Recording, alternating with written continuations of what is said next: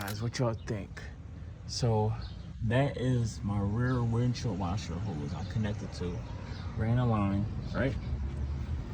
I'm running a line. I'm going to figure out what I'm going to hook it up to. That's my boost on, so it's like the same. I am going to make a custom atomizer mister, like an intercooler sprayer. Not particularly for this intercooler, but just for now. I just feel like it's a nice, cool, easy mod I can do. So I went and got these little atomizers. Gonna run the line zip tie. I'm gonna show you how it works real quick though. So look, looks pretty good too. So I'm gonna leave it here just so I can get some for demonstration purposes.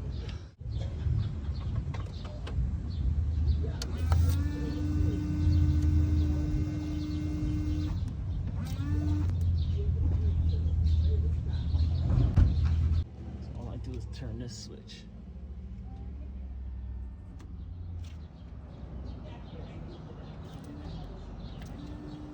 See, it's a very fine mist. I'm going to fill this shit up with methanol, some water. So I'm gonna have my own separate reservoir. One of them is for the back. I think that one's for the rear. I don't know. That's a little reservoir. I'm just gonna have a custom. See, it's not too shabby.